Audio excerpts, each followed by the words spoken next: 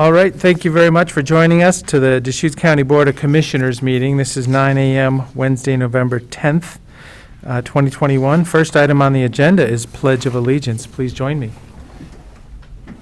Pledge allegiance to the flag of the United States of America and to the republic for which it stands, one nation, under God, indivisible, with liberty and justice for all. At this time is citizen input for items not on the agenda, and we do have two requests to speak. One is going to be Mr. Dennis Gant. And thank you very much for following the process. Just come sit up at a table here. There's a microphone that's going to pick up your voice. And this is available to anybody. So you left a message yesterday, and I was talking to you before this, the fact that anybody can come in and testify at the beginning of a board meeting for any topic that's not on the agenda. So there's also an effort to get organized for emails that come into us and have them prepared for acknowledgement up here. But thank you very much for joining us. Oh, you bet. Thanks for hearing me. Ready? Yes. So my name is Dennis Gant. I live at 64636 Hunnell Road. I would first like to convey how appreciative I am that the County Road Department and Commissioners have strived to work with the Huns in the planning of the Hunnell Road project. I am by no means ungrateful for the accommodations made. I feel that we're close but not quite there in accomplishing the improvement while striving to have the least impact on those of us who live along Hunnell Road. I'm on the board of directors of the Swallow Irrigation District. We have done some piping projects which are not always welcome from the property owners. So in order to mitigate the effects of our work, we try to go the extra mile and make the construction impacts as little as possible. We try never to remove trees unnecessarily, and we bring in topsoil if requested and so forth. My point is that we always try to mitigate it and work with the property owners as much as possible, and I encourage the county to do the same, and while accomplishing their objectives with the least impact on the property owners. And when I built my house in '79, I was at the end of the pavement, and I realized that with growth comes change, and I understand, and the road's slowly going through. We just don't quite understand why it needs to be such a major road if it indeed is billed as just getting us all to town easier. And while my property's not been condemned for this project, I do feel sorry for those who will lose property and have increased visual and auditory proximity to a major roadway. The largest impact will be to the Cole property, which involves taking approximately 3/4 of an acre. The proposed design involves a huge amount of land combination, and this section of the road is of crucial concern. In addition to the taking of land and increased proximity to the roadway, the new road makes it much more difficult for at least one landowner to irrigate his property. I also don't see why they have to cut straight across his property instead of just making some sweeping turns, and I gave you guys a map of my suggestion, so it wouldn't take so much of his property. And then I'd like them to explain why the road is not being designed within the existing right-of-way. We were told it would originally stay within the right-of-way, but it's leaving it quite a bit, and those turns, humps and bumps and things will help slow traffic down. I mean, they're spending money to condemn property to straighten it out, which will increase speed, and then spending money to put in traffic calming devices to slow it down.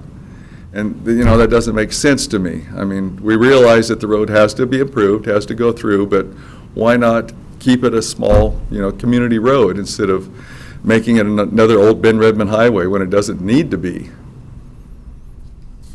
And thank you for your time, and I hope you'll take this into consideration. It's not too late to change things now, but once it's built, the horse is out of the barn and it's a done deal.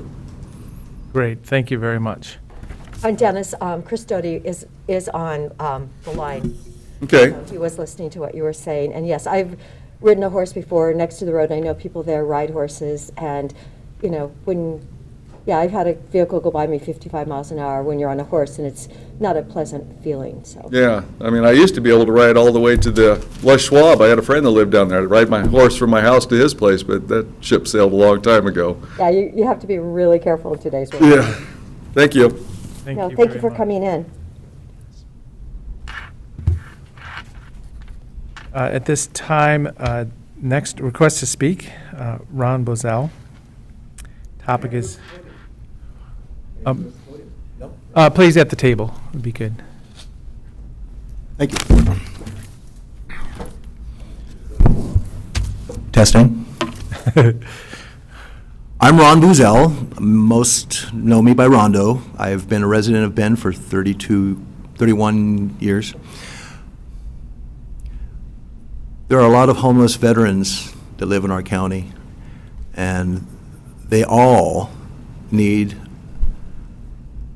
they and their dogs all need a place to be. Our county has ability to purchase or turn a foreclosed property into something that can be leased to those who cannot afford housing in the normal manner. So I think the challenge is before us without really any debate. Our government that loves people, serves people, and we see you guys do that every day. You commissioners, pardon me. We see you helping businesses pay higher wages and giving grants to other businesses and investing in our community in a lot of different ways. And I see that as no different except for just another tool to love the people you serve. So I would like to stop putting long timelines on the ability and the execution of what we can do.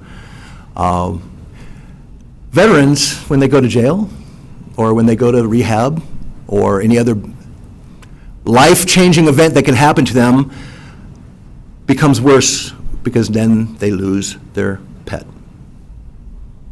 And I know a lot of people who just don't give a damn about homeless people, but they love dogs. So I want to remind anybody that might be considering running for office or staying in office to continue doing the great job that you guys are doing. Excuse me again. Our commissioners, our public servants.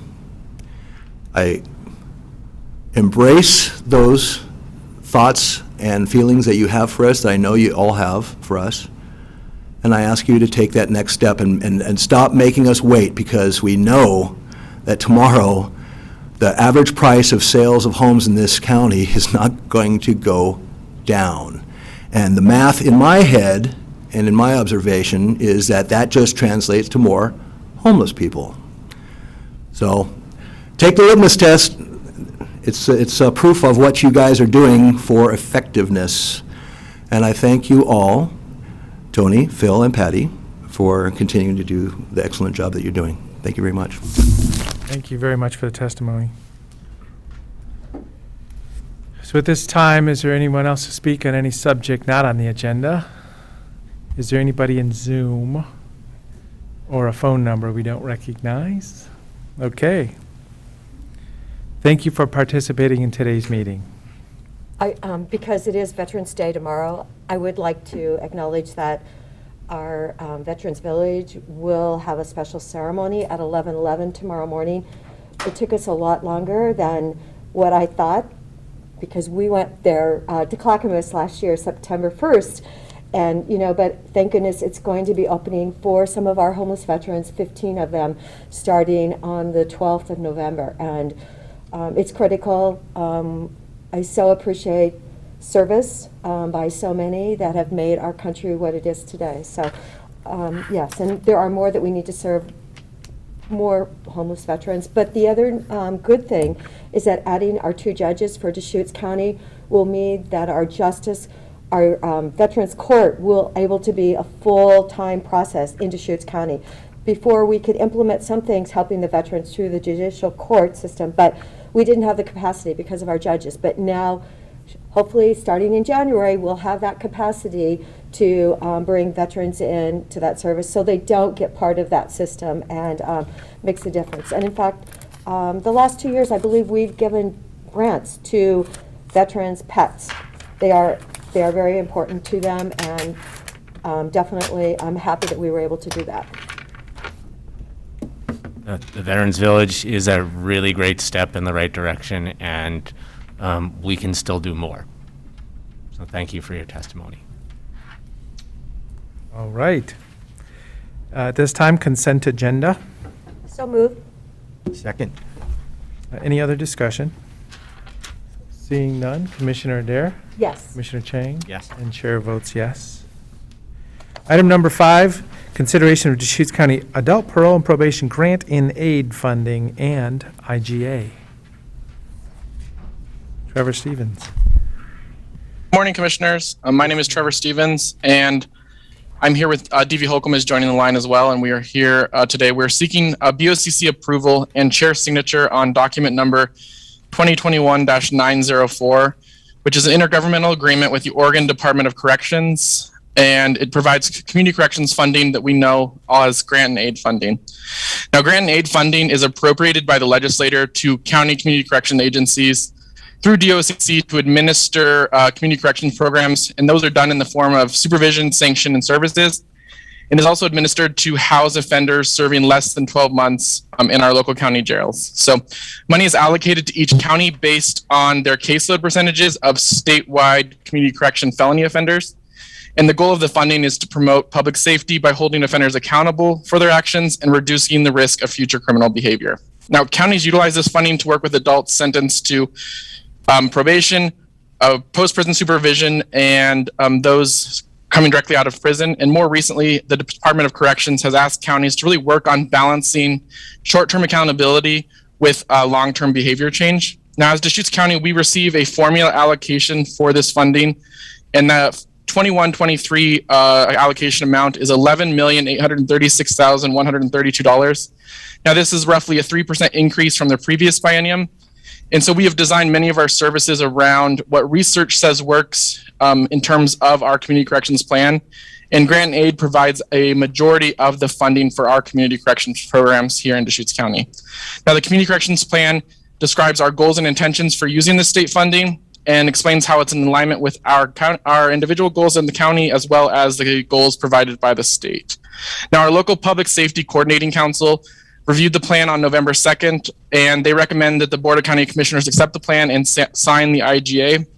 Our community corrections plan references 12 program areas based on the programs outlined by the Department of Corrections. We've provided a copy of that plan, and we are available to answer any questions that you may have. We are seeking BOCC approval on the plan as well as signature on the IGA for the grant and aid funding, and we are available for any questions. Questions?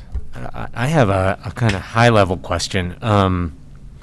Earlier in the year, or before the legislature passed the budget, I was hearing concerning reports that state commitment to parole and probation funding or community justice funding was looking iffy, or that we might experience some cuts.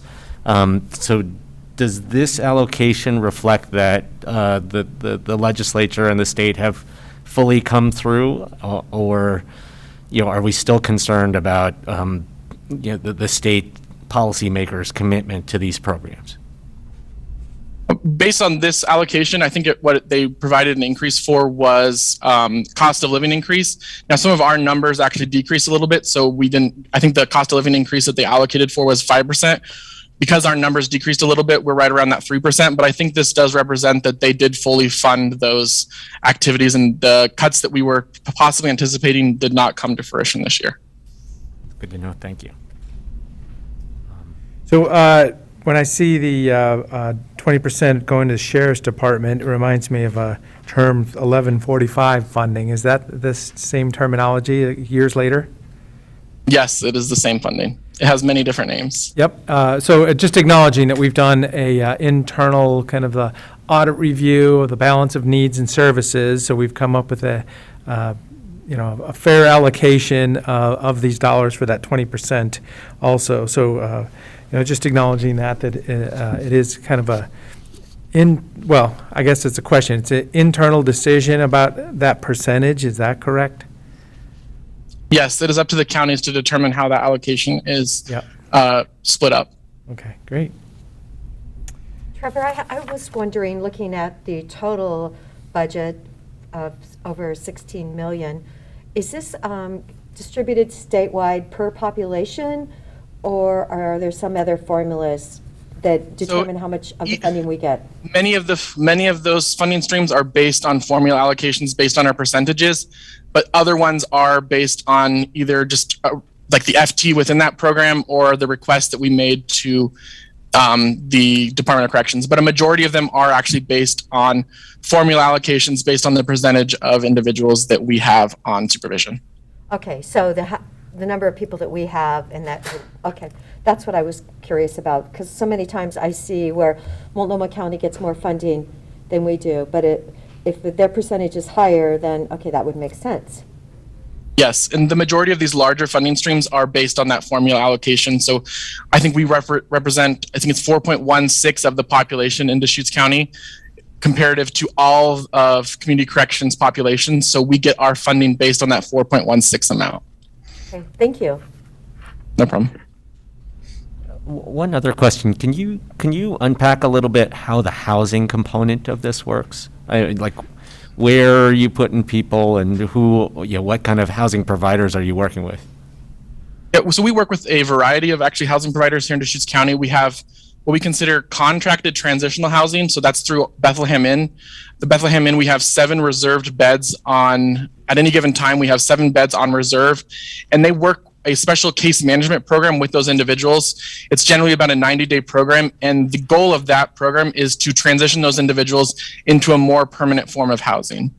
And so that's our transitional housing. We have managed sober housing through our treatment providers, our main one being Pfeiffer and Associates. We have 12 beds on reserve with them at any given time, and those beds are full every single month, and many times we are quite a bit over those beds. So we do provide additional funding for over that 12-bed quota as well. We also have other treatment providers that provide sober housing, and so we don't contract with them, but we provide housing. We will help pay for housing on a monthly basis here or there, depending on the individual in that program.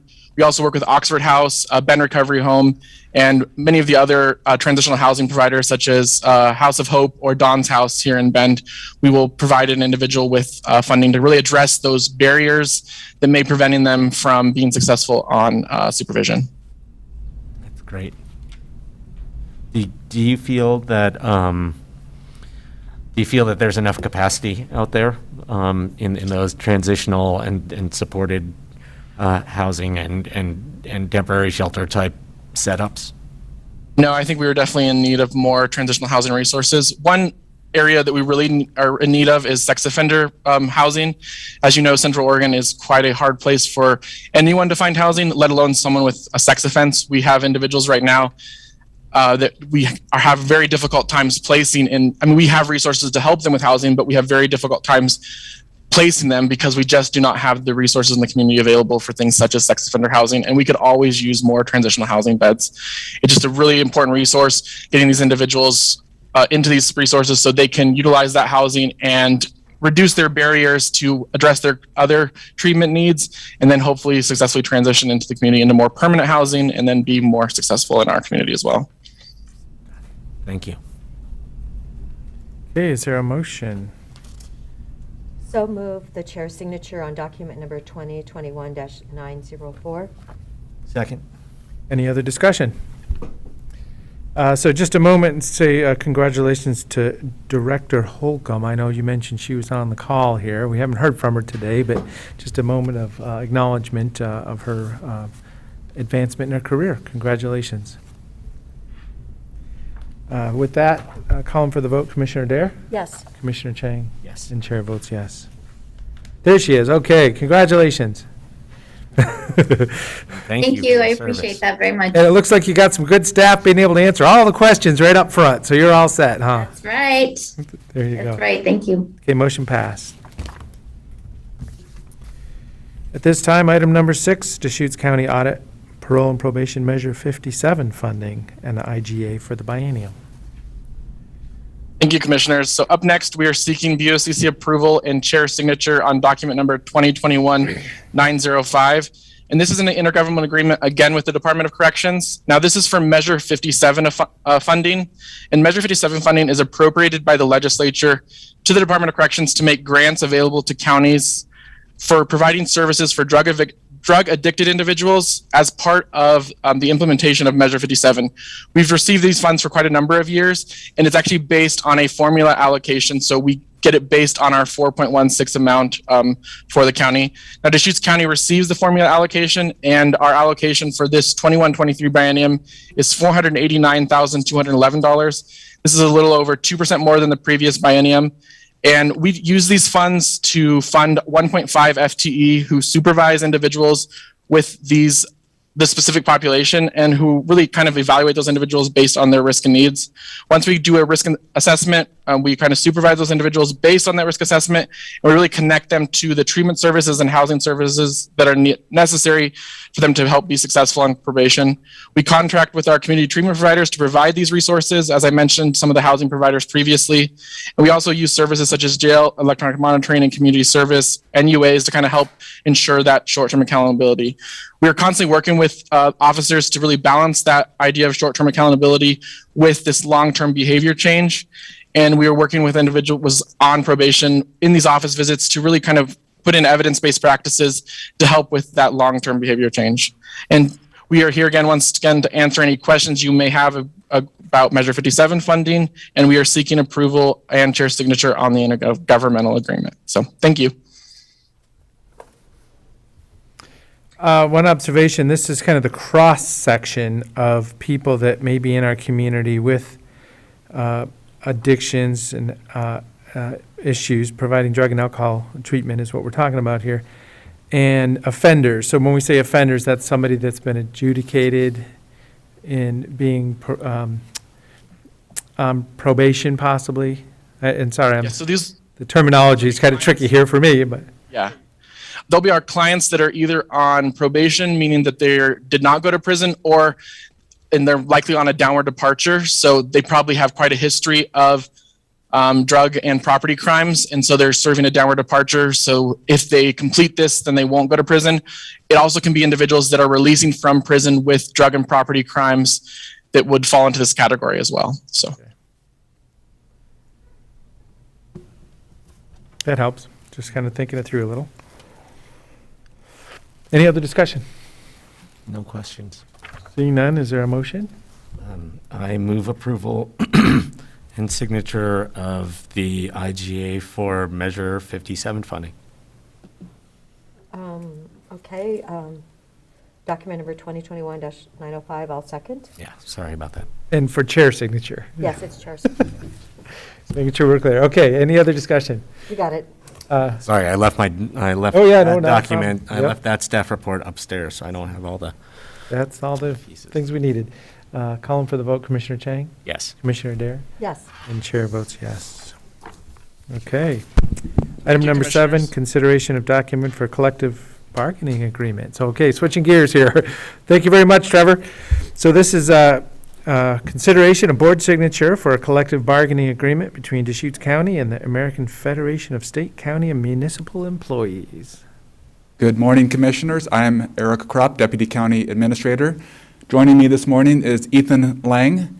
Ethan works in Health Services and is currently serving as the Afscme President. Also, oh, go ahead, Ethan. I just Yeah, want say to hi. say good morning.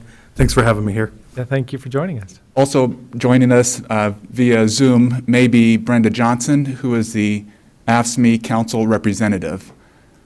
Brenda's role is to represent different governments throughout Central and Eastern Oregon for Afscme. So she works for Afscme, and Ethan works for the county, just to distinguish that.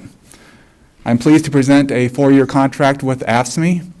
Afscme is our largest bargaining group, representing employees throughout the county. The largest number of employees happen to be in health services.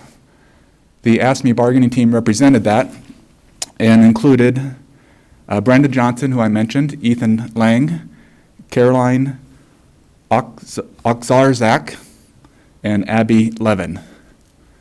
For the county's bargaining team included Amy Heverly from Legal, Nick Lilac from CDD at the time, but of course his transition, Jason Bavuso from Health Services, Lacey Anthony from Finance, Chris Weiler and Holly Harris from Health Services, and Whitney, Hale, and myself from admin. So that was the bargaining team.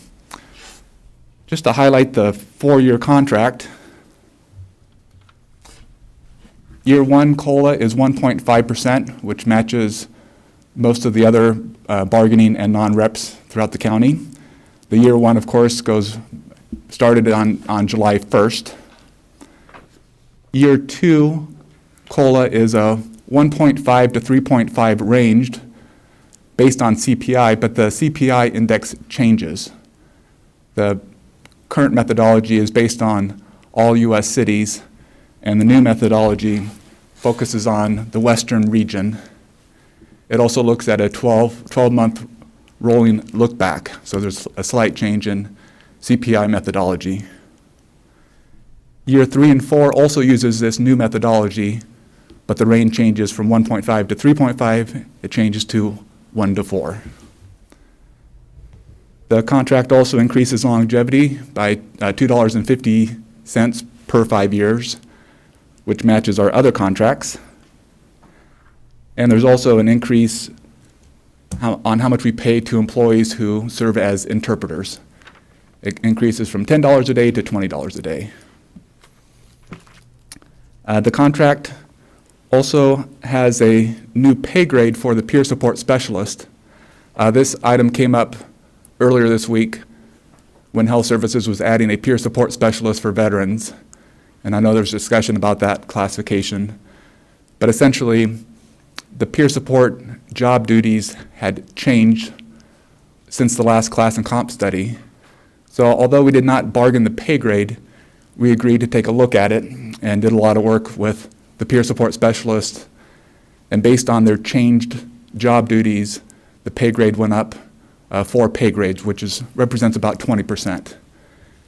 And then what you'll see in the contract is a letter of agreement on the implementation of that new pay grade. And so that's the piece that was bargained.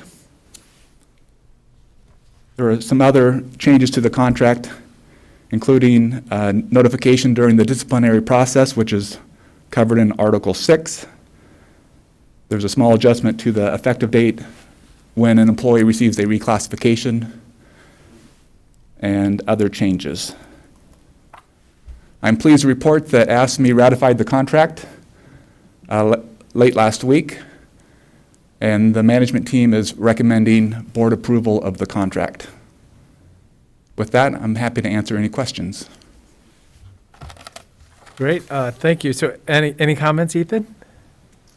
No, not particularly. I think the work kind of speaks for itself, and though our bargaining was at times frustrating and even contentious in a couple moments, we wouldn't be here unless we both felt comfortable that we had a good contract. Great.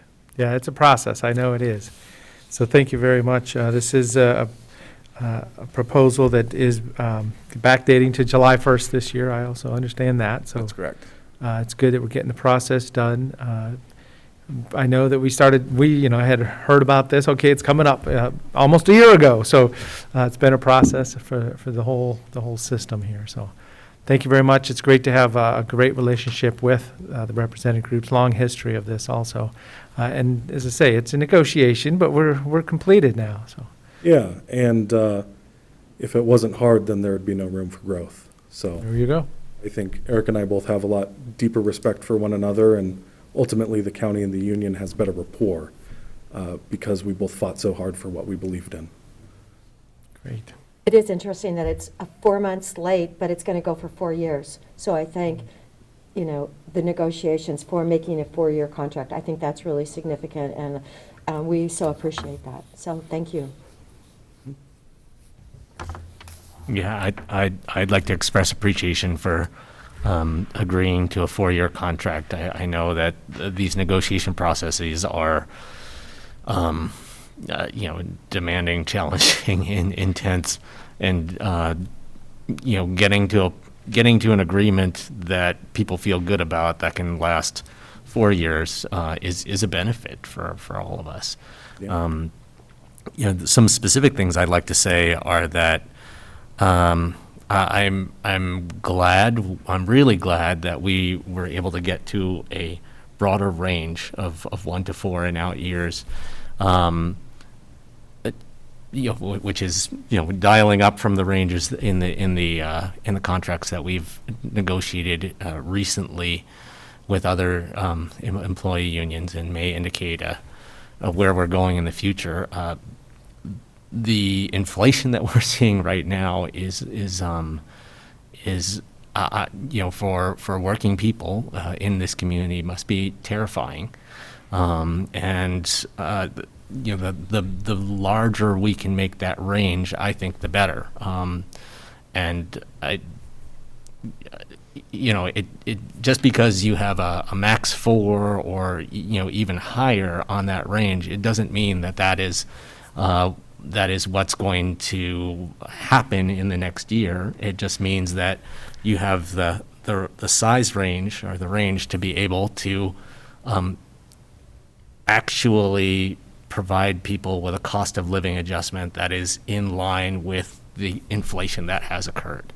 And so I'm also really glad that we've moved to this Western region cities CPI index for that reason, because I do hope that that inflation comes under control a little bit in the next year as supply chain bottlenecks sort themselves out, and as kind of all this pent up consumer demand works itself out. But we don't know what's going to happen. So it's really important that we're taking care of our employees and providing them the ability to continue to live in this increasingly expensive community. Well, wonderful. Thank you very much for getting this to the represented group for, I don't know if it was a vote or how the process happens exactly, but for ratification. And now we're here on the management side. So is there a motion? So I move approval of contract number 2021-894, a collective bargaining agreement between Deschutes County and the American Federation of State, County, and Municipal Employees, Local 3997. It's from July 1st, 2021 through June 30th, 2025. I'll second. Okay. Any other discussion? Seeing none, Commissioner Dare? Yes. Commissioner Chang? Yes. And chair votes yes. Thank you. Thank you. Congratulations. I would also just say that I'm really glad that we got to longevity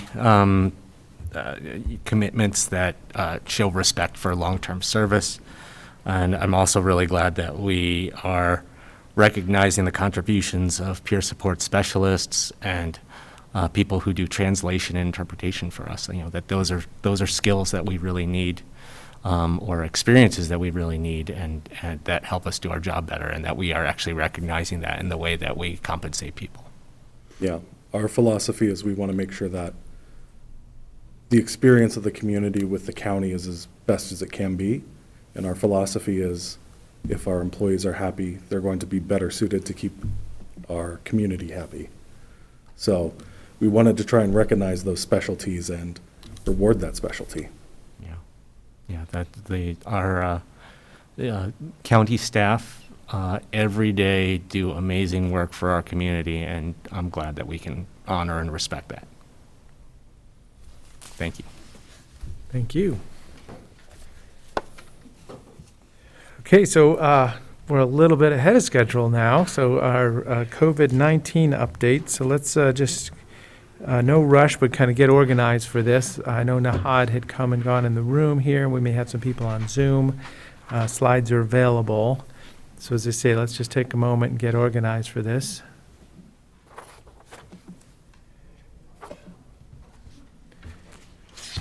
So Emily Freeland and Rita Baccio, and then Michael Johnson will be available online also. Yes, we could remind everyone about their property tax bills being due. Sure. What is it, next Monday by the 15th, I think? There's a discount involved. Well, and then a press release put out by some website that was acting like they were going to be able to take tax payments, so please be real clear and careful about who you're sending them to. There's definitely activity out in the world online looking to receive those tax payments, and that may not be the county, is what we just learned on some instances. I know I had a call from someone, they were trying to actually pay their property tax with a Visa, and they were having all kinds of issues. And the good news is they finally decided they would just mail in their check. Yeah. So safer, maybe, For sure. unless you really want your miles, but the fee was exorbitant. Well- So were the miles really, miles, 3%, Visa fee, yeah. miles, Visa fee. There's a lot of little moving parts there. I tried to get to that one time. It was too expensive. Okay, so this will be our COVID health update. This is item number 8, and we're going to do a Facebook Live at this time also. I thank everybody for joining us. We're a little ahead of schedule today, so that I bet that'll help everybody. Good morning, Commissioners. My name is Nahat Razudi. I'm the Director of Public Health for Deschutes County Health Services. I'm joined by my colleagues, Rita Bacho, Public Health Manager, and Emily Freeland, who is our COVID response and recovery supervisor.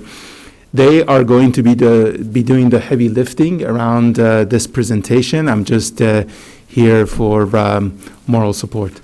I just text Dr. Johnson as well, because I think he was expecting to come on a few minutes from now, but I just text him to hopefully get him to log in as well, if he hasn't already. Shall we get started with your permission? Hey, no rush if we want to confirm Dr. Johnson's going to be here. I don't know how fast we get to a set of slides for him.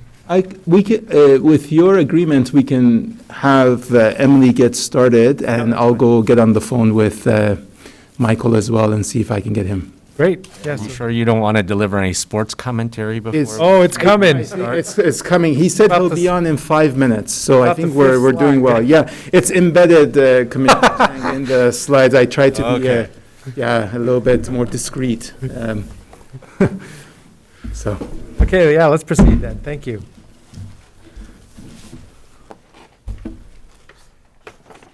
Good morning, Commissioners, and thanks for having us for this update. I guess I'll go ahead and share my screen. So do you guys have the slides up there? no, go ahead. Oh, go ahead and Okay. share the screen, yeah. Yeah, okay. Just making sure, because sometimes we do it that way and sometimes we do it this way. Yeah, I should have informed you. Yeah. Okay, can everyone see that? Well, not exactly. Well, there's Now we that. can, yep. Yes. Okay. So I am joined by Rita Bacho, who is the Program Manager for Advancement and Protections. And like we mentioned, Dr. Johnson will be here to share the health system update. So the case counts that we have been seeing for COVID-19 are varying, but they're staying at a very high level. So I think that we are seeing cases down last week in around 609 cases last week. This is significantly lower than our highest case count, which was at the end of August, early September, around 1,000. But they're still much higher than we have seen throughout the pandemic. So as you can see here, our numbers are continuing to stay high, although perhaps stabilizing a little. This is concerning because we're moving into a time of year when people are going inside more and interacting socially in different ways. So perhaps this decrease in cases will be kind of, taken back by that type of interaction that we'll be seeing in the next few weeks. So our case rates are highest among young adults, as we can see here. This chart shows the last 4 weeks of case rates, so starting for October 10th through the 16th and moving through November 6th. And you can see here that the case rates are much higher in young adults and moving to lower numbers in the 50 and up age ranges. All of our case rates have decreased in the last week, except for our 5 to 11-year-olds and 60 to 69-year-olds, which those case rates increased slightly. So this is pretty much inversely proportional to the vaccination rates. So we have higher vaccination rates with 65 and older, which is 97.9% of those people are vaccinated, down to our newest group that has been eligible, which is the 5 to 11-year-olds at 2.9%. So even in the last week, since we have started receiving doses in Central Oregon, we're seeing movement in that numbers. which will be great in the future. And then 12 to 17-year-olds were about 58.6%. And this increases, like I said, up to those older age groups. Emily? So as far as, Can I ask a question? So for the, so exciting, especially seeing our case rates that 5 to 11-year-olds have access to a vaccine now, how long is, from the time of administering the vaccine, like how long does it take until that 5 to 11-year-old has protection, some degree of protection from COVID? And I mean, is it comparable to the adult vaccines, or is the timeline different? So the fully vaccinated would be the same timeline, 2 weeks post second vaccine, just like the adults. So this is the 2 series Pfizer vaccine. It's just a lower dose. As far as some protection, I think that there is some protection after the first dose. Sometime after that, it takes a couple of weeks to start getting protection. I don't have those numbers in front of me about like what that looks like. And maybe Nahad or Rita has some more data in front of them about that, but I don't think I don't have those numbers right in front of me. But the full vaccination, which we think is about 90% effective in children, is that 2 weeks post second dose. Yeah, the data I've seen show they're very comparable to what we've seen in the adults. Yeah. And the sequence, the schedule for administering the vaccines is the same as. It's the same, exactly. Thank you. Just lower dose. Yeah, got it. Go ahead. So as far as, can I go ahead? Yeah, go ahead. Okay. So as far as our case follow-up, so this is for all those 600 cases that we received last week. We were able to contact or attempt contact with 89% of those people within 24 hours. This is stable, stabilizing over the last several weeks due to increase in case investigation capacity within our core team, as well as slight decreases in numbers. So our testing volume has also become stabilized. We see typical number of tests being administered in Deschutes County somewhere between 6,000 and 8,000 tests per week. And you can see the dotted line there is our test positivity rate, which is hovering right around 10%. So this is still relatively high. That means that most, 10% of tests that are being administered are coming back positive. But it is decreasing slightly from that high that we saw again at the end of August, early September. Emily, it's Commissioner Adair. I have a question. Last report, we actually got the breakthrough numbers for those cases. Is that not available this time? It was the breakthrough for the entire period because it was up around ranging from 26 to 30% of breakthrough positives. And I think that's really important for our community to understand. I was reading a document about Johnson & Johnson when it was written last February, and it said that it was 85% effective, and yet 15 million Americans got that shot, which I was one of them, and then I got COVID, recently. But in 2 months after you can get a J&J shot, you actually qualify for a booster. So I'm just, I think people need to know what breakthrough numbers are. Deschutes County was originally vaccinated early. Remember, we were kind of ahead of the curve. We were doing fabulously, and then they shut us down for a bit. So perhaps people that are now turning out positive that have been vaccinated got their vaccination, in the end of December, January, instead of later in the year. Is there any kind of work done on that? So I think that there's a couple of things that you're touching on there. One is the breakthrough case rate, which we can pull that information up towards the end of the presentation or update those numbers. They're not in our slides, as you mentioned here today. There's several reasons those numbers might be higher. And one of those is that people that are more likely to get the vaccine are also more likely to be tested if they become sick. So that can skew those numbers and make the breakthrough rates look a little bit higher. The second thing is waning immunity, which it sounds like is possibly what you're touching on there, which is why we're encouraging those booster doses for people in certain populations. The other thing that I'll just mention sort of anecdotally, I think we focus a lot on this breakthrough case rate, which is important, but there's two factors, and I think Dr. Johnson might touch on this as well. One is like the severity of your illness, if you've been fully vaccinated, is much lower. The second is we focus less on all of those cases that are prevented. So just in the last week, from my personal experience, so this is not work related at all, I've had 3 friends or family members that had really high risk exposure situations. They were with somebody either caring for their own child who had become positive, or multiple children that had become positive, or been around a friend or family member before they were diagnosed. So like in that very high in the contagious period at the beginning of illness before the person knew they were sick. And 3 of those people for the next 14 days really monitored themselves and were tested several times and never became sick. So I think that it's important to know there are breakthrough cases, and you're not 100% protected and you should still be cautious, especially if you become symptomatic. But secondarily, that there are these stories where the vaccine works and people are protected. I mean, the people that I was around or had shared these stories with me were just shocked that they weren't becoming sick because they had this super high risk exposure, multiple hours or even days with people that were contagious. So like I said, we can pull those numbers up and update you on that as well. And it does look like when we get into Dr. Johnson's presentation that there's a slide here about breakthrough cases, and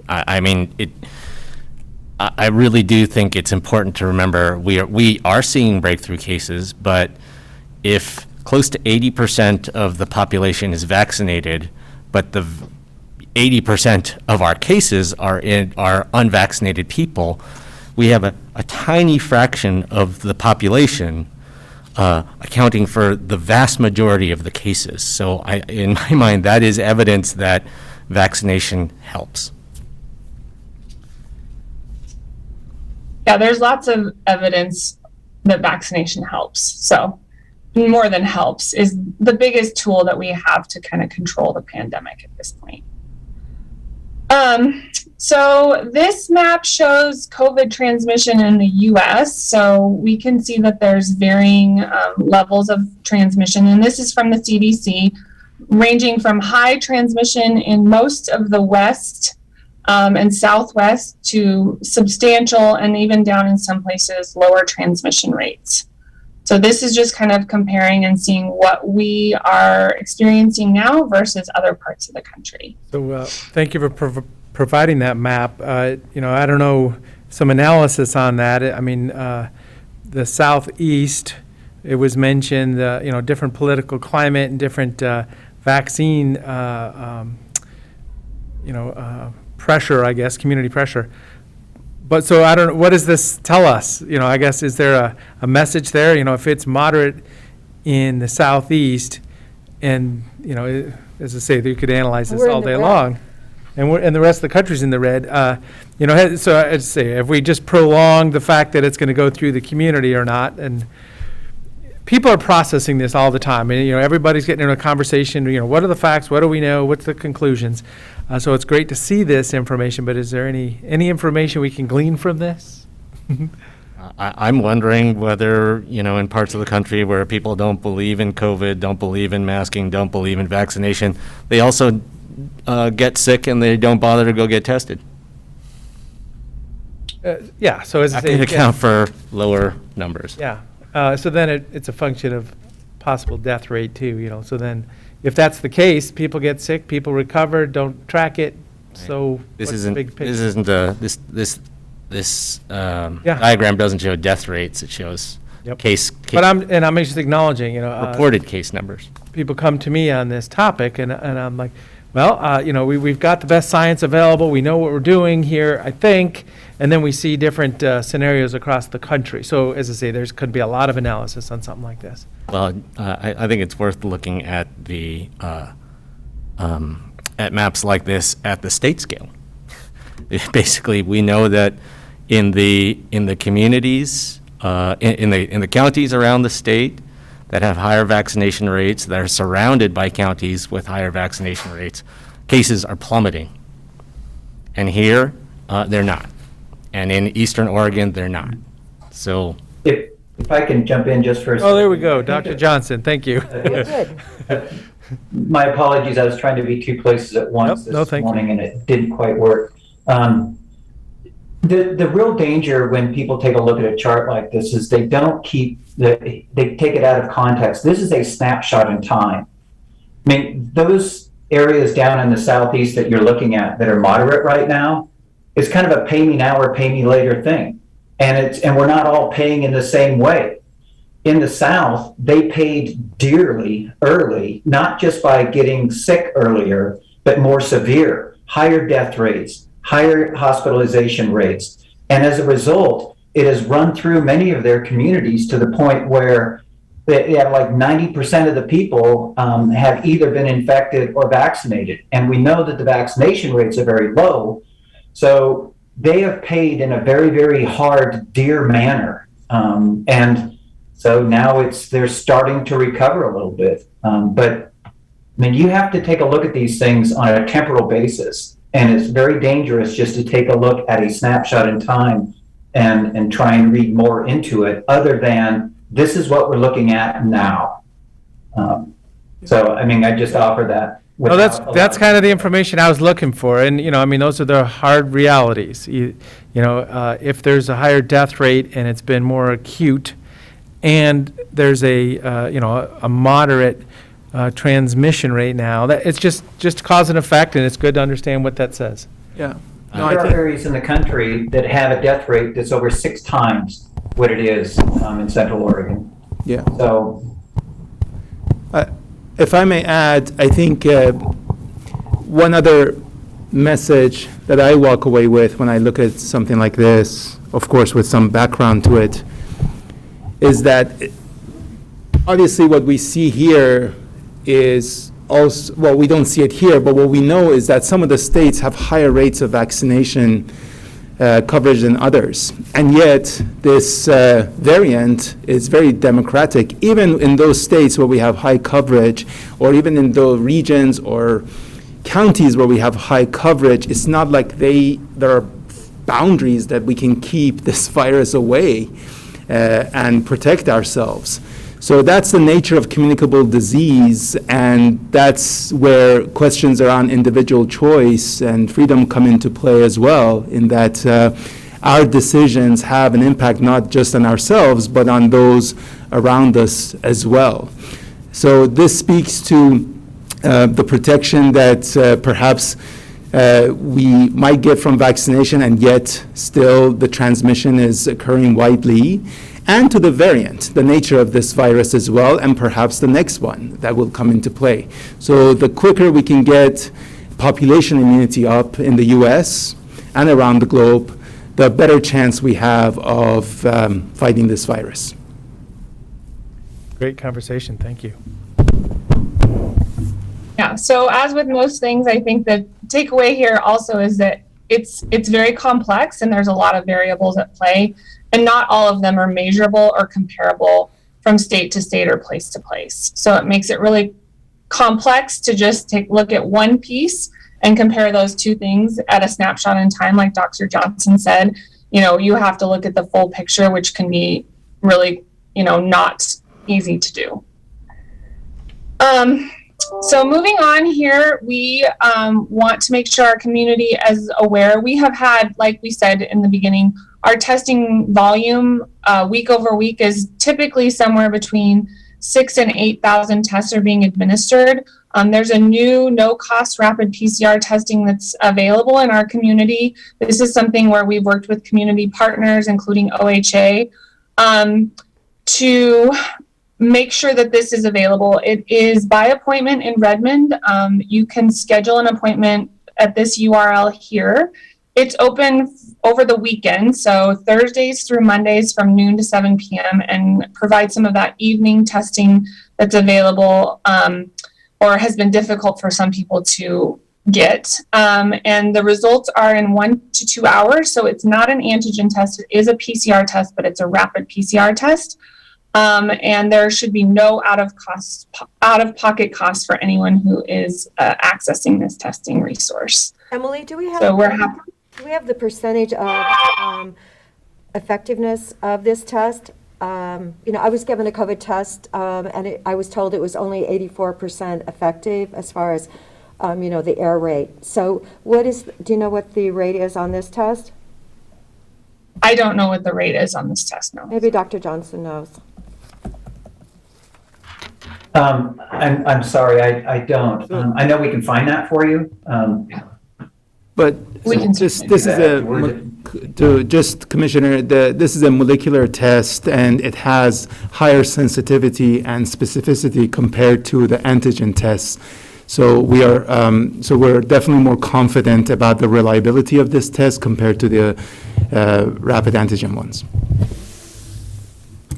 Go ahead.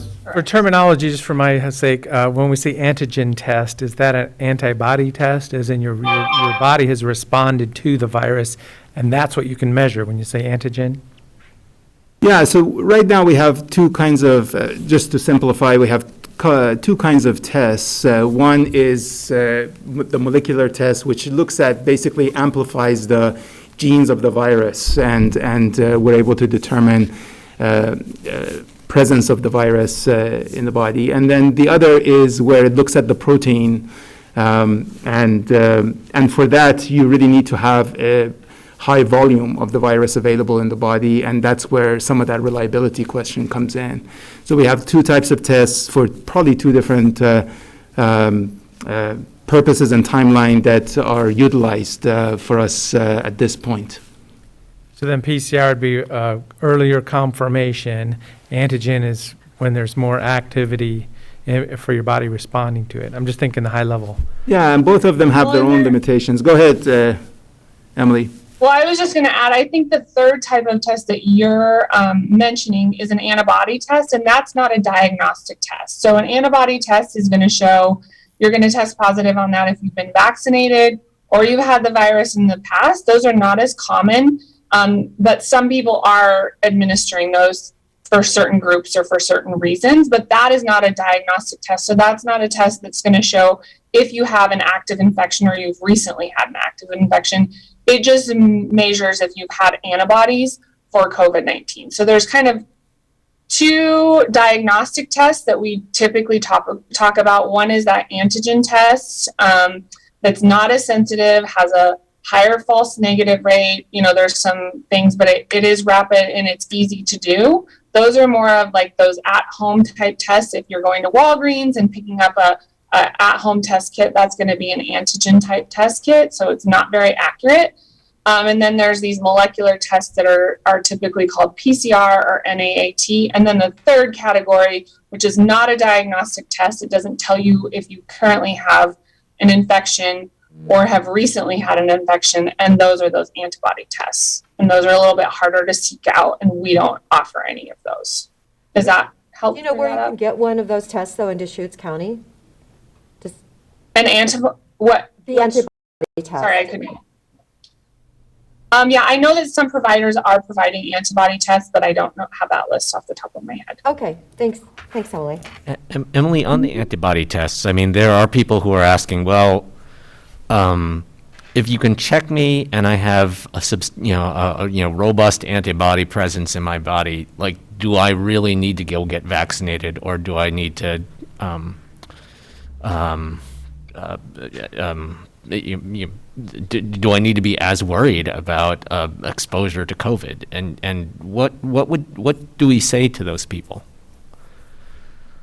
So Dr. Johnson, Rita, or Nahad might have something to add here, but I would just start out by saying, we don't have a measure of like a titer. So a lot of times we'll talk about a titer or an amount of antibodies that would give you coverage for a certain disease.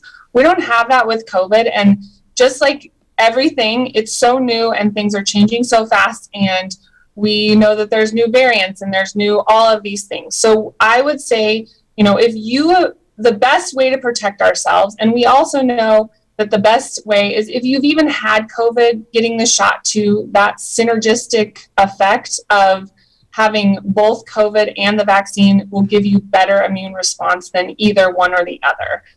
If you've had COVID, your immune response, I think last week or the week before, I guess, Dr. Conway showed a thing with little trees, a graphic with trees that kind of helps illustrate this point, where your immune response from just getting the virus is smaller. The vaccine has a larger response, and then both together, that synergistic effect is the largest. So at this point, we don't have any way to measure, or there's no titer specifically to say, yes, you have enough of an immune response now with the antibodies that you have that you're protected and covered. At some point, there may be a system that does have that ability to do that, but at this point, that's not where we're at. So even though there are antibody tests, it's basically just like presence or absence of antibodies, and it doesn't really give you a sense of, how much Right. or how strong an antibody presence you have. And how long? Okay, that's helpful. Thank you. Yeah, it's a more of a qualitative, not a quantitative kind of assessment. Right, and as usual, Emily nailed it with her description of how that all works. The only thing I'd really like to add is the fact that this virus is so heterogeneous. Like you and I can have exactly the same level of antibodies and I get sick and you don't. There's a lot of person-to-person variability. So it's really hard to say, here's the level.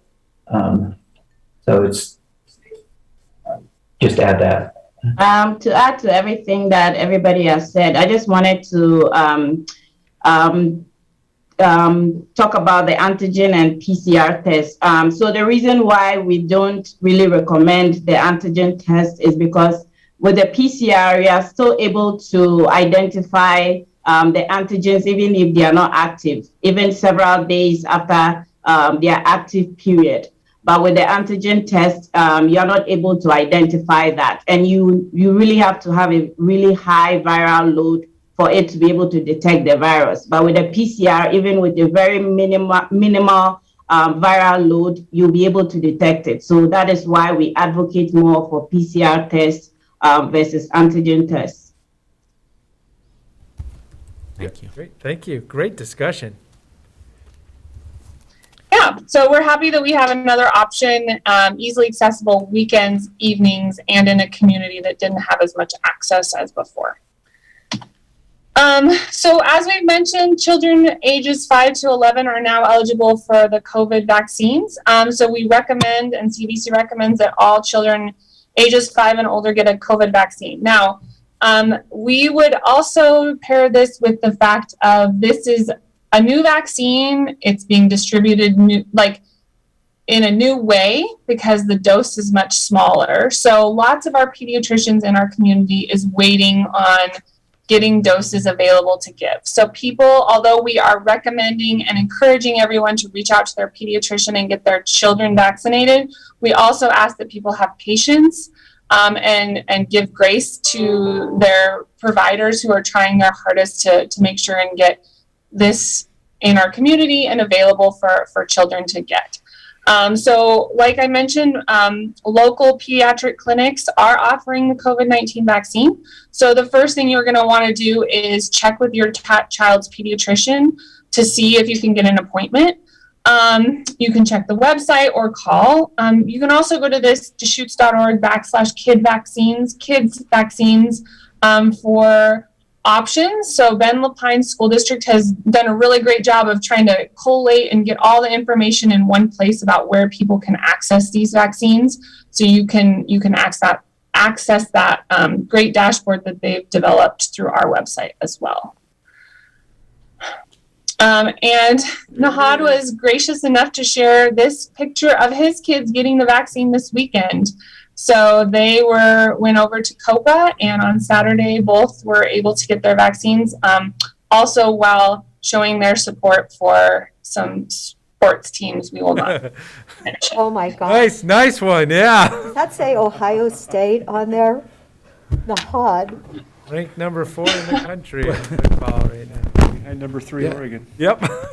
So I think the most important job that I have is, as many others, is being a parent. And I had mentioned in the last meeting that maybe 6 months ago, I didn't feel I had enough information, and I didn't know if I had the confidence necessarily to vaccinate my kiddos when something became available. However, since then, when I look at the emerging data and the evidence around the effectiveness of this vaccine, I feel a lot more confident after doing some cost-benefit analysis in my head to get them vaccinated. And we're really grateful to COPA and other providers who are doing their best to schedule these appointments, reach out to parents, and accommodate vaccination of this cohort of young people. Well, and thanks for sharing, Nahad.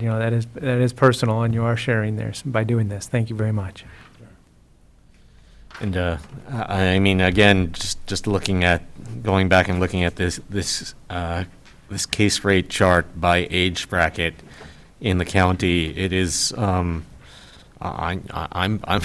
alarmed that the case rates among 5 to 11-year-olds are so high, and actually increased last week even above where they were. So I think it's a wonderful thing that these vaccines are now available for 5 to 11-year-olds. Yeah.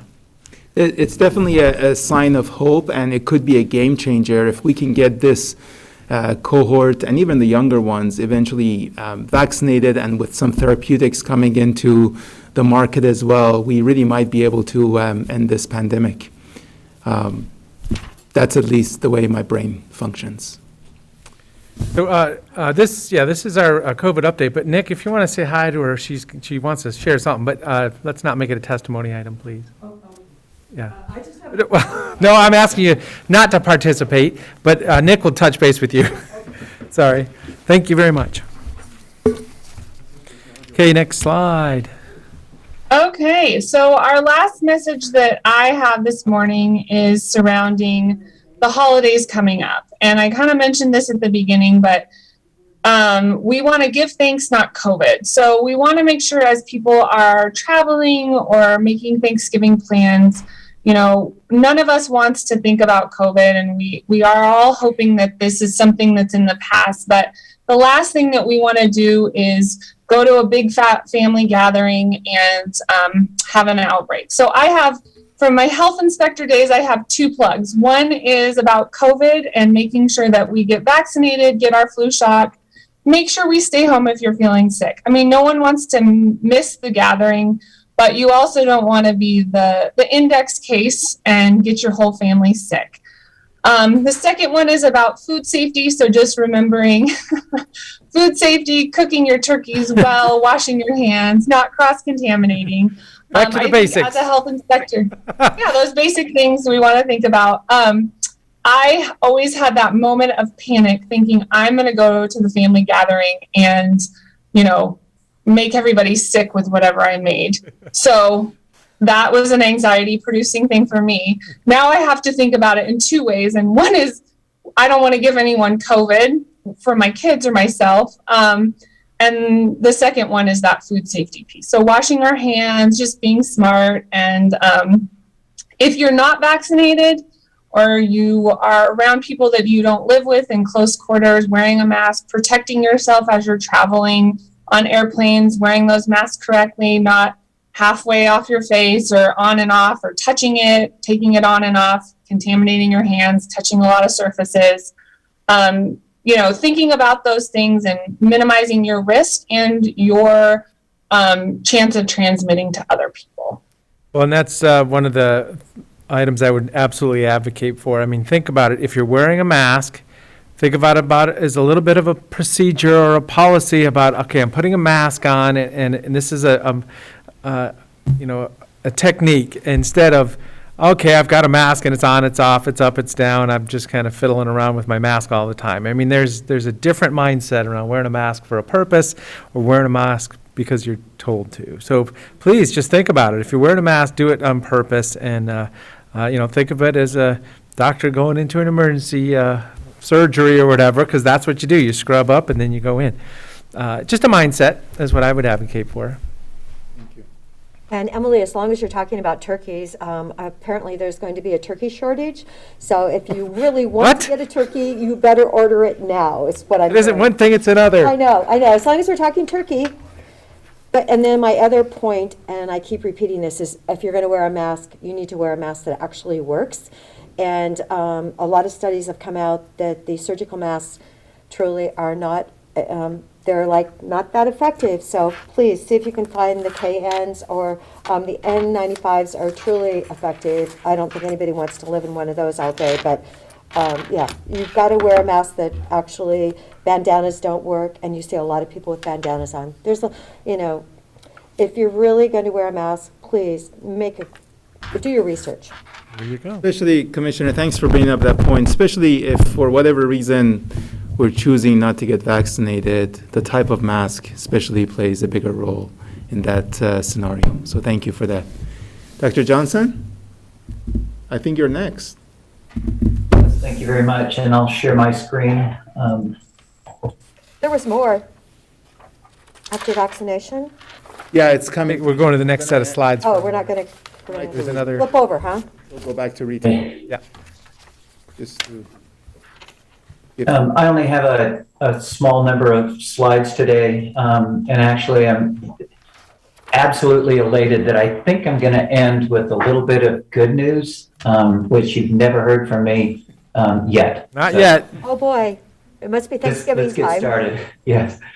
But building up to that, I really want to set the stage in reality here. And you can see from the chart on the right that, yes, our numbers are coming down finally and relatively consistently, but we are still higher than we were in either one of the two surges.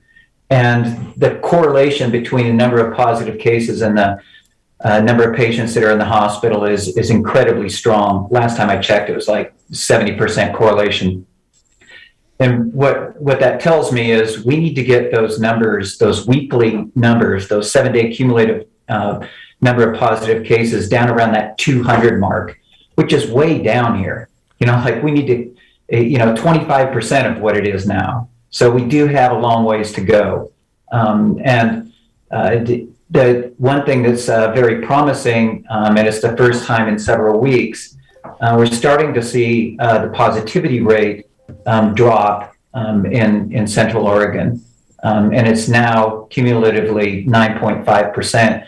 We're still behind the rest of the state, which is 6.6% now, last time I checked. But we are definitely moving in the right direction. Here's what I'm talking about, how the positive cases correlate with hospital beds. So it's kind of a race. We need to get those numbers down quickly because, like Emily was mentioning, we have some holiday seasons coming up, and even the best of intentions, if not executed well, could cause another bump. And so I have no idea how to predict the level of those bumps, but it is a race. Let's see if we can get those numbers down so that we're not just beat up once again with any holiday bumps. And I purposefully used the term bump instead of surge, but that might be a little overly optimistic, but I don't know. That's what the model is telling us. Here's something that still is reality, and that is, although we are recovering, we haven't yet caught up to the rest of the state. We have 8% of the population in our region, which includes Deschutes County and 7 other counties, but we have 15% of the COVID patients. Now, I'm not sure when everybody looked at this chart last, but this was as high as, we used to have 20% of the COVID patients. And so we're kind of starting to close the gap, but we're still nearly twice represented. So let's hope that gets back more in line. this is a chart that you've seen in former fashion already today, but I just want to point out a couple of things, and that is these numbers have all of a sudden taken a big jump downward. Like we used to be, say that our vaccination rate was, in the 70s. Well, when you add all those numbers from the 5 to 11-year-olds who are now eligible for the vaccination, well, that, greatly inflates your denominator. And so we've got some ground to make up. And this actually is a little bit closer to reality in that those youngsters can definitely transmit the disease. And so when people throw around the term of herd immunity, before we have kind of excluded that age group because we were only looking at, the eligible population for vaccinations. But in reality, they need to be included. And so this is a little bit more realistic view of how far we have to go to truly reach some kind of herd immunity just on the vaccination front. Okay, here's something that's not such great news.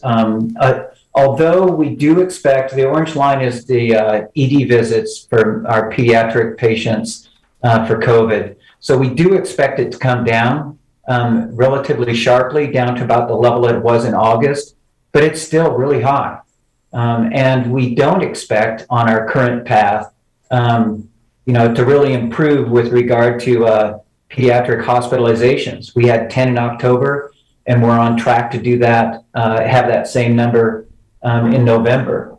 So this, if nothing else, is a plea to get those younger age groups vaccinated. And we also have to realize that there is quite a time lag involved with that. It's not like you can get your vaccination today and all of a sudden we're going to see these numbers change. You've got the time period between the first and second dose, and then you have 14 days after that until you're fully protected. So we're talking like, into the second week in December before we can really start to see the impact of those vaccinations. So the sooner we can get those series underway, the sooner we'll see the effect of that in our community. Michael, ED stands for? I'm sorry, the emergency department. Okay, thanks. Dr. Johnson, could I ask a question or two about those emergency department visits? I mean, for those of us who have, good health insurance and are able to, have a pediatrician for our kid, I would think, if my kid is showing symptoms of, cold-like, flu-like, COVID-like symptoms, I would typically try to get him to see his pediatrician before making a run to the emergency department. Are the people you're seeing at the emergency department, are those pediatric cases that are where the symptoms are so severe that people feel like, I've got to rush to get to the emergency department? Or in some cases, are there people who have, they don't have adequate health coverage, so this is sort of their best opportunity to get someone to check out their sick kid? Or what does that look like? What does a pediatric COVID ED visit look like? That is a great question, and I'm not sure that I'm fully prepared to answer that. It's a little bit outside my wheelhouse. I do know that there is quite a tendency in many communities for the emergency department to be your what you think is your first choice, and it's not always the best solution. I am not going to speak for the people that we're seeing on this chart because I just haven't dug into it. But you've prompted a very, very good topic, and I am going to dig into that, and I'll see if I can't get some feedback for you. But I'm just not clinical, and I've not been on the ground in the ED to see those, so I'm afraid I'm just going to have to defer that to later. But that is a great question. Yeah, thank you. And if there's people who are coming in because this is their healthcare facility of last resort, but and it's not because the symptoms are so severe that, I mean, there are other places where people can be going, Mosaic and other places. Yeah, but so it would be helpful to understand that. I mean, if people are coming in with their sick kid because the symptoms are so acute, that would also be helpful to know, and that would be very alarming. Yeah, and I can say that I won't say every one of them, but the vast majority of the hospitalizations have been admitted through the emergency department. So there are some that certainly are showing up with youngsters with very severe cases that are actually being hospitalized. So, I kind of want to handle this topic with kid gloves, and that's why I say that I'm going to defer the details, because I don't want people to, don't go to the ED, because there are some that obviously, are getting admitted from that. So I would tend to say that they went to the right place. Got it. So let me get back to you on that one, but thank you for asking the question. Yeah, thank you for the follow-up. So how about this? This is a nice trend, and I can't explain this at all. We have, from August through the end of October, we were averaging about 1.5 deaths per day, slightly over that.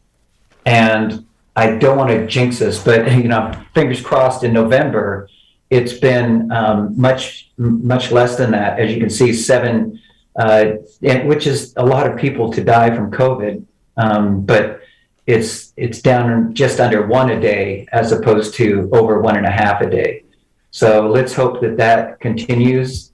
And I just wanted to pass that along, that this is actually what things are looking like here so far in November. But I have no idea. I honestly don't know why the sudden change. There was a couple of questions about the monoclonal antibody infusions in some of our past briefings. I thought that I would provide some hard data on that. You can see that we've done over 1,600 MAB infusions up to this point, and they've been incredibly successful. Now, they're only administered to high-risk patients high-risk individuals who, and we've been able to keep their hospitalization rate down to about 2.4%, and that is very, very good. And we've, on average, given for the past, from September and October, August through current date, 20 per day. And that's completely based on supply, not on demand. So a couple of takeaways here. Yes, the MAB infusions are incredibly effective, but you cannot use that as, your choice of prevention. It is only used for, those most severe cases, high-risk patients, and you need to be one of those lucky 20 individuals that are allowed to have it each day. There are many, many more referrals than that, and those are only a small proportion of the referrals actually get the MAB.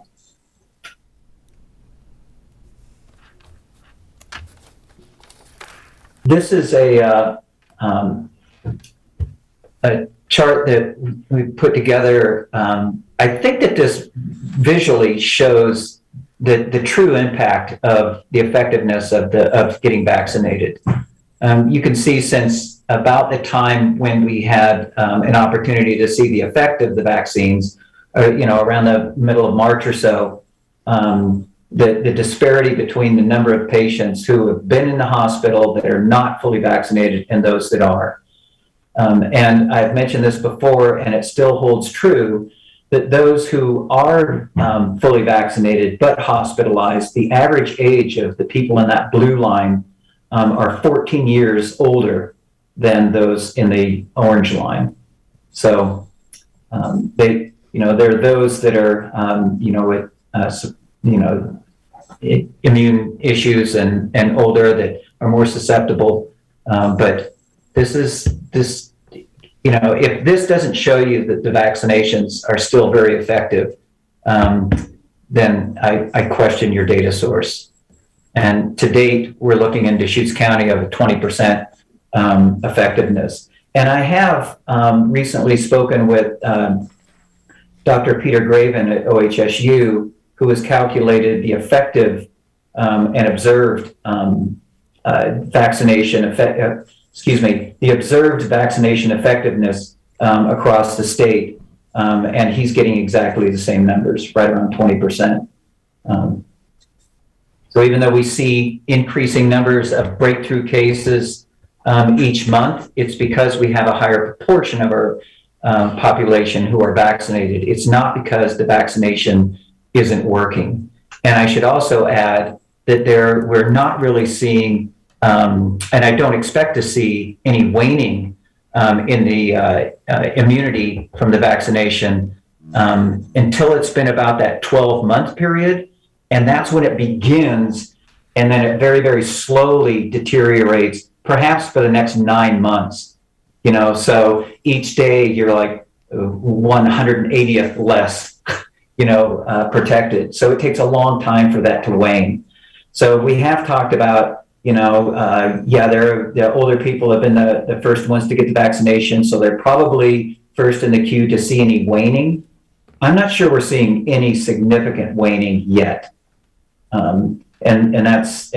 I think our timing for the boosters is perfect, and highly encourage those people who are eligible for the booster to get it, so that we can completely take that whole topic of waning off the table. We can dodge that bullet. So that's all I have for today. I do have a follow-up question that I will do my best to share with this group, perhaps via email in the next day or so. Great. Thank you so much. Thanks, Michael. Thank you. Yes, I do want to remind the community that the monoclonal is available. I've heard of several people that have passed from COVID, and I really feel like, we need to get that information out. Have we done a billboard? What have we done in order for that information to get out to our community? And Summit BMC is also offering that service. So it is available. I know the state of Florida had clinics all over the state. I feel like, I don't want to lose any more people that that are not aware of therapeutics, what you need to do, so you aren't your family isn't really in a horribly sad position. So please. Yes, thank you for bringing spread the that news. I think that one of the things that I've heard here at St. Charles is just a tremendous kudos to our primary care providers, who have been the best advocates for that monoclonal antibody infusion. They're the ones that are submitting the referrals for their patients. So if you do contract COVID and you see your primary care provider, or contact your primary care provider, they are your best advocate for the monoclonal antibody infusion. And it's not something that an individual patient says, okay, I should get it. And the primary care providers have just been absolute champions on this. And the way that they have been providing those referrals has really been a big part of the success of that program. Thank you for mentioning that. I think that's really significant. I know that our personal internist immediately gave us a sheet of what we should be doing, the therapeutics, the vitamin D, the vitamin C, and zinc is critical. It's amazing Americans wear so much sunscreen, we wear hats, and we don't get enough vitamin D naturally. So there's a lot of things you can do, but that was one of his first questions to us was, this is a treatment available for the community. So I want the community to know about it. I just feel like the numbers are excellent. 2.4% of people receiving monoclonal. And the critical thing is, Dr. Johnson, is it needs to be done right away. You don't wait till you get really, really sick. It's you want to get that treatment done sooner than later. So talk to your doctor. And if you don't have a doctor, go to an emergency clinic and please talk to a healthcare professional. It's great to have these treatments available. I still think we should be putting tremendous emphasis on prevention, vaccination, mask wearing, social distancing when needed. And I hope that we can continue to get those messages out there as well. Hey, Rita, I think you're on. All right. Thank you, Emily, for sharing the slides. Thank you, commissioners, for having us again. As Emily mentioned, my name is Rita Bacho. I'm the Public Health Program Manager for Advancement and Protection, of which the COVID response and resilience is a part of. So I'm going to be providing some updates on vaccinations and resources to help folks get vaccines.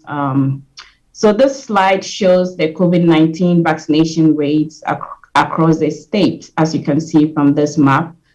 Deschutes County has vaccinated 79% of the 18 and older population, as you can see, while the state of Oregon has vaccinated 78%. So we are a little bit ahead of the state in terms of vaccination rates.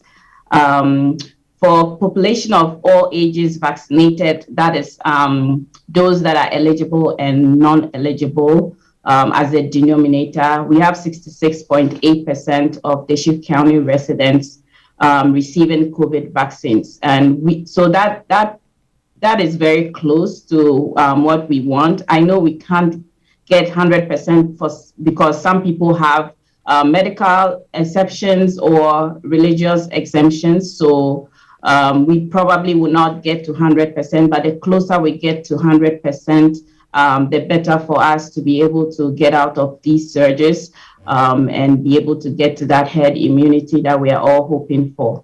Next slide.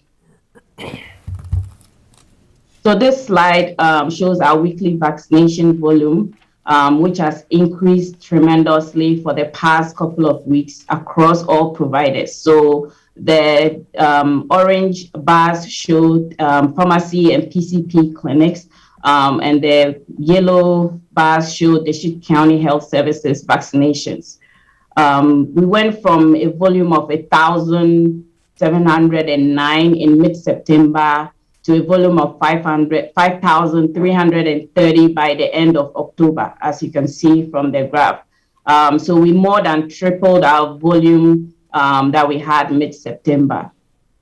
There was also a drastic increase in the volume that Deschutes County alone provided from mid-September to the end of October. We moved from providing 217 vaccines, as you can see from the graph, the week of 9/5 to 9/11 to providing 3,583 vaccines, the week of 10/31 to 11/6. And this number includes doses that were provided by FEMA in partnership with Deschutes County.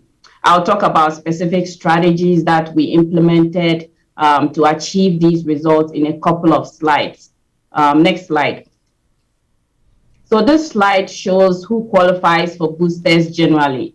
So if you received a Pfizer or Moderna vaccine, you are 65 years and older, you are 18 plus, and you live in a long-term care setting or in a congregate setting, you are 18 plus and you have underlying medical conditions, you are 18 plus and you work or live in a high-risk setting, as I mentioned, like congregate setting, in a prison, and other areas that would predispose you to getting infected, you would qualify to get a booster. For those who received J&J, they should be 18 or older. And when can you get a vaccine for either Moderna, Pfizer, or J&J? So for Moderna and Pfizer, you should have received your second dose 6 months prior. For J&J, you should have received the J&J is just one dose, so you should have received your dose 2 months prior. So currently, the CDC recommends any of the vaccines can be taken as a booster. So you don't need to necessarily take the vaccine that you previously had. So if you had J&J, you can go for Moderna or Pfizer. If you had Pfizer, you could go for Moderna. If you had Moderna, you could go for Pfizer. So you can pretty much choose any of the vaccines as a booster. Next slide. So for this slide, there's comparison between some of the respiratory diseases that we are seeing. This is flu season. Most children are back in school, and this means that they are being exposed to more potentially infectious organisms. COVID-19 continues to infect us, and in addition to that, we have to deal with the flu season. The common cold, which has always been with us, is also still present. So we have to deal with all these respiratory infections. The CDC warned about the risk of respiratory syncytial virus, which is RSV. This is a virus that affects mostly children under 2 years, but can also affect children who are school-aged. So the flu, COVID, RSV, the common cold, they can all be transmitted via droplets. Droplets are essentially generated by coughing, sneezing, or talking. And transmission can occur when respiratory droplets reach a susceptible mucosal surface. And those mucosal surfaces can include the eyes, the nose, the mouth. These droplets usually travel about 6 to 3 feet before they fall on the ground. So we recommend that people should wear masks for all these. That is one prevention people can put in place to be able to prevent any of these respiratory infections. Onset of COVID is usually 2 to 14 days, just by way of distinguishing between these different respiratory viruses, because they all have very common symptoms or signs. So a few things you can use to differentiate them are the onset after exposure to the virus. So for COVID, it's 2 to 14 days, and loss of taste and smell is very peculiar to COVID. Flu is usually 1 to 4 days after exposure and usually has a sudden onset. You may feel fine one day and the next day you are feeling sick. That is very peculiar for flu. For RSV, which is respiratory syncytial virus, it usually occurs 4 to 6 days after exposure. And wheezing is a very common sign that you would see for RSV.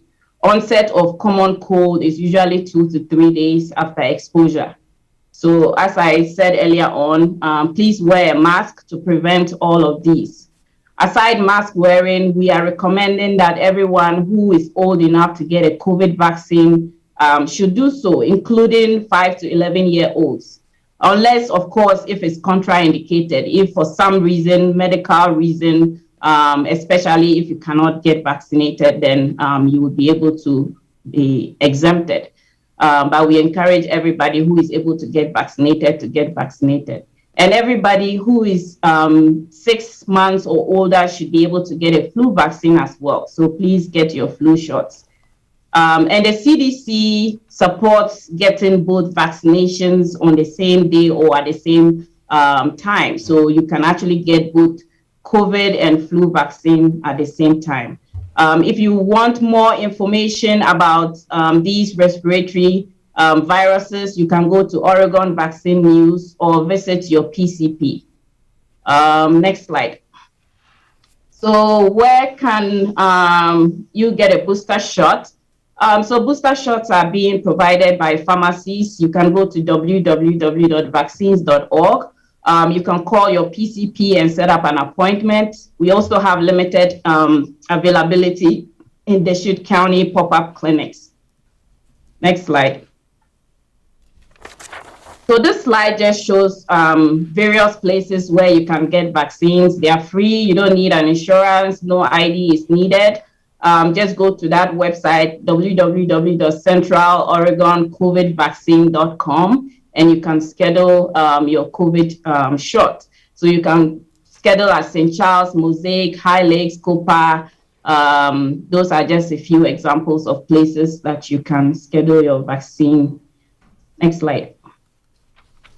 So for this slide, it talks about diversifying our reach. As I mentioned earlier, in our attempt to continue to function adequately in our role as a safety net provider, we have implemented new strategies to help us target specific populations, including vulnerable populations such as long-term care facilities, adult foster care, assisted living facilities, memory care centers.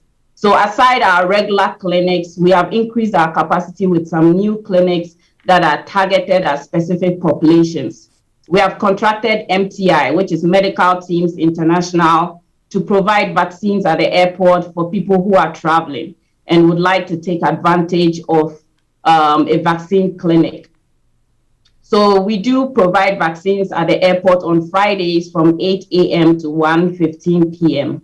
MTI is also deployed to provide vaccines to identified Black, Indigenous, and people of color.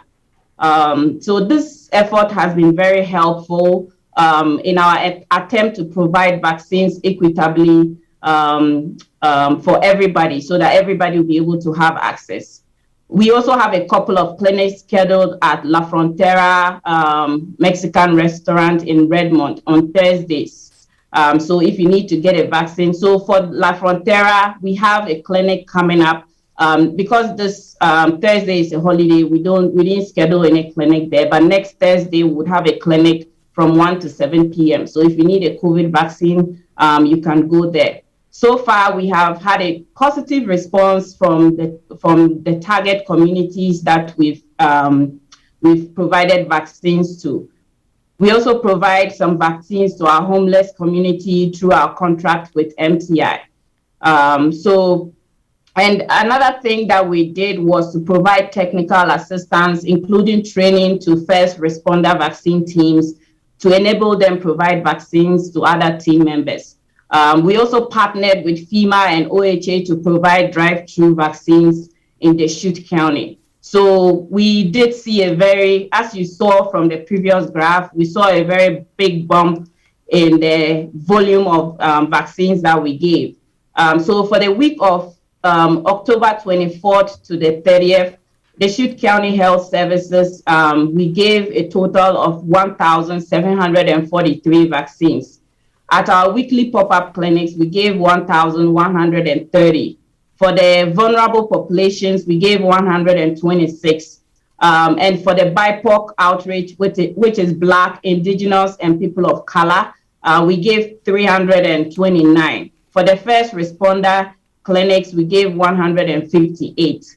So 32.5% of total vaccines given were administered by Deschutes County for this week, for that week, 10/24 to 10/30. And for the week of 10/31 to 11/6, we gave a total of 3,583 vaccines. 1,124 of those were from our weekly pop-up clinics. 217 of those were for our vulnerable populations that I mentioned earlier on. So long-term care facilities, adult foster homes, homebound, memory care, assisted living facilities. For the BIPOC population, we're able to provide 198 vaccines. And for the first responder clinics, we provided 46. For our FEMA drive-through, we partnered with FEMA and OHA to provide vaccines. As I mentioned earlier on, we provide 1,998 vaccines. So that is a lot of vaccines, that's shots in arms that we were able to provide. And we are so happy that people were out there and eager to get their doses. Next slide. Yeah, so that is all I have in terms of COVID vaccine updates. If you have any questions, you can go to www.deschutes.org/COVID-19 vaccine, or you can email us at healthservices@deschutes.org, or you can call the COVID hotline at 541-699-5109. We are open from Mondays to Fridays, 9 a.m. to 5 p.m. Thank you. Any questions? Thank you. I was trying to, Rita, as you were going through that, I was looking at this bar on the weekly vaccination volume chart, showing just the tremendous number of doses of vaccine that were administered by the county, or county health services. And I was trying to pull out this story from your explanation of kind of why the county proportion is so high this week. And I heard that we're doing good outreach to vulnerable populations and BIPOC and doing some other kind of targeted outreach. But I think I also heard you say that the drive-throughs that we're doing with FEMA, that was almost 2,000 people. So I mean, is that the big story in this bar chart, that that there's this huge number, the county is now administering a huge proportion of the total vaccine doses in our community, and that's in significant part because there's this drive-through option now, which is maybe people just want to use because it's so much easier than other options. Is that the big story there? Yes, absolutely. That is correct. That is not the only story, but it's a big part of the story. The outreach that we've been doing, we've seen a significant turnout.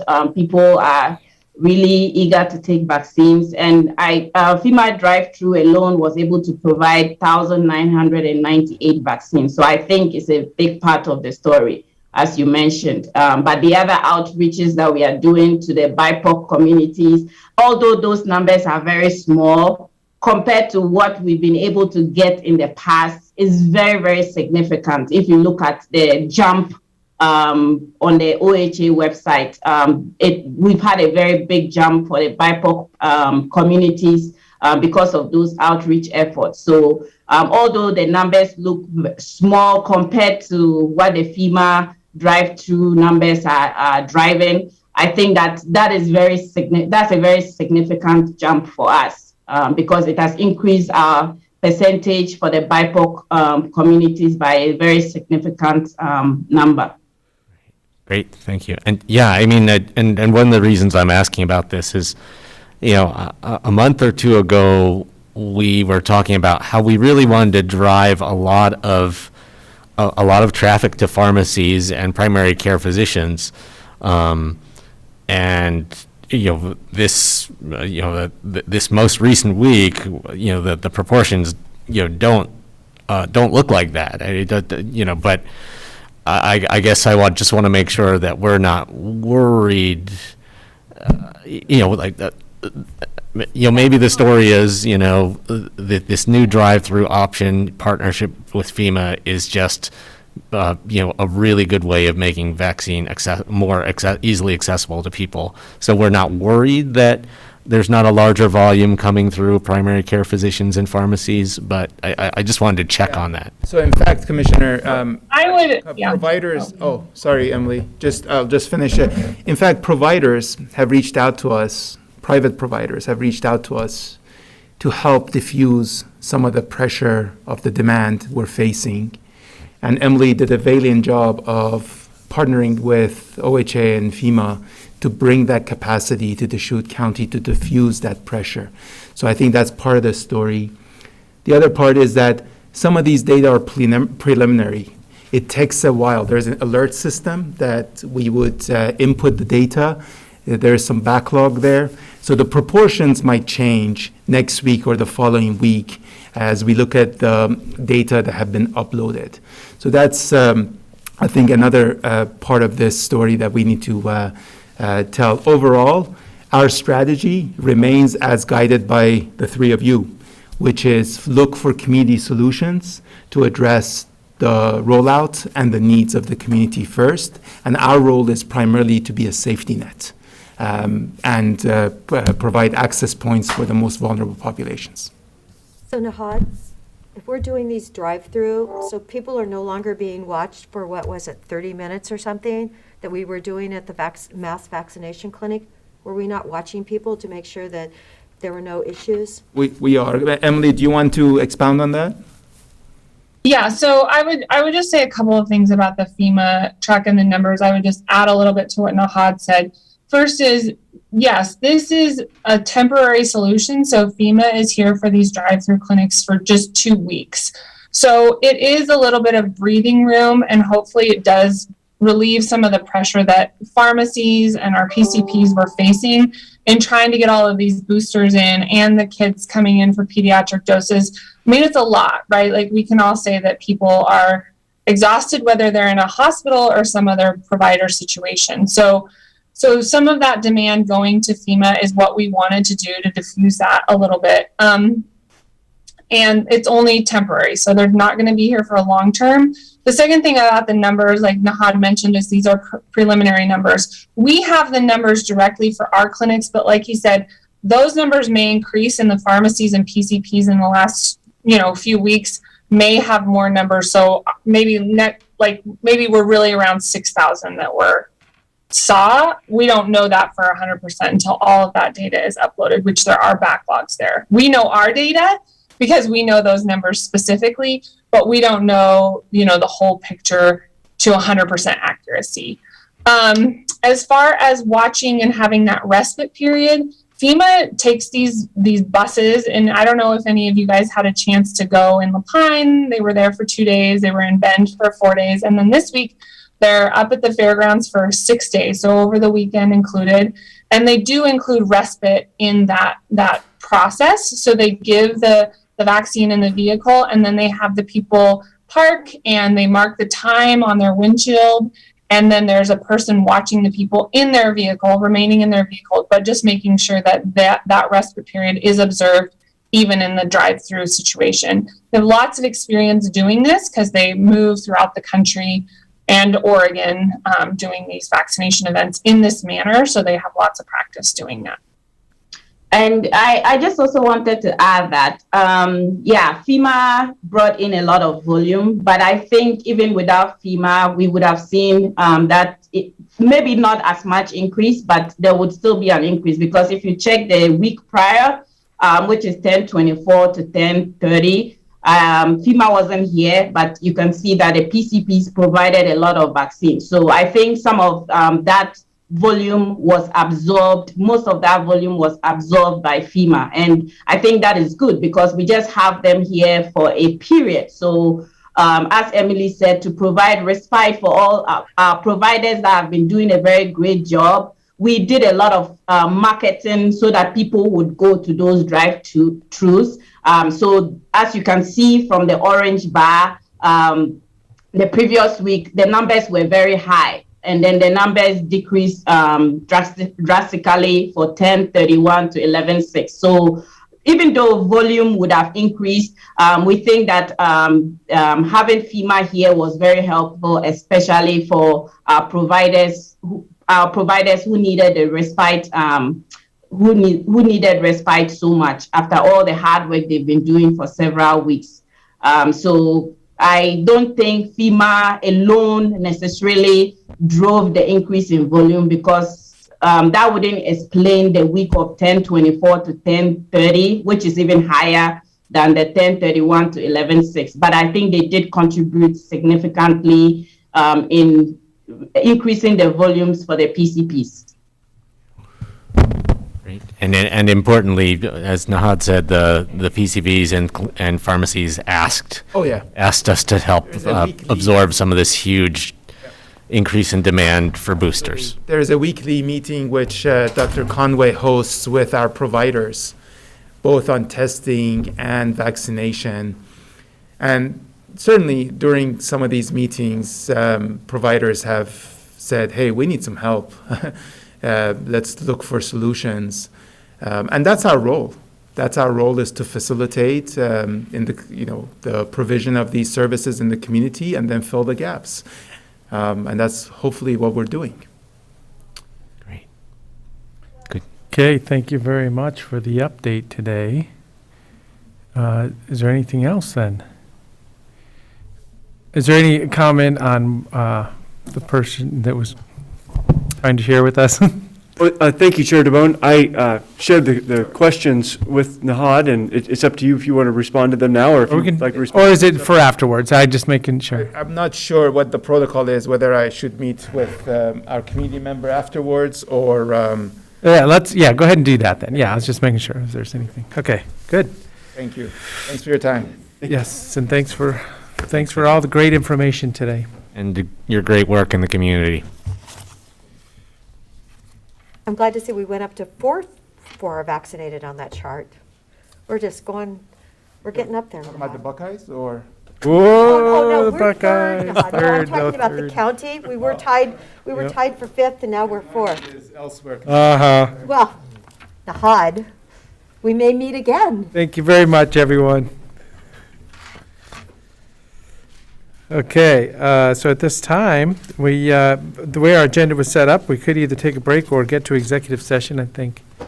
The executive session teams are in the hallway, so. Yeah, there we go, so You wanna let's take go you wanna for take it. a break, or if you Yeah. want me to bring them in? Yeah. We can Just take a stretch for a moment, Yep, right? exactly. Okay. Yeah, good time to take a couple hours.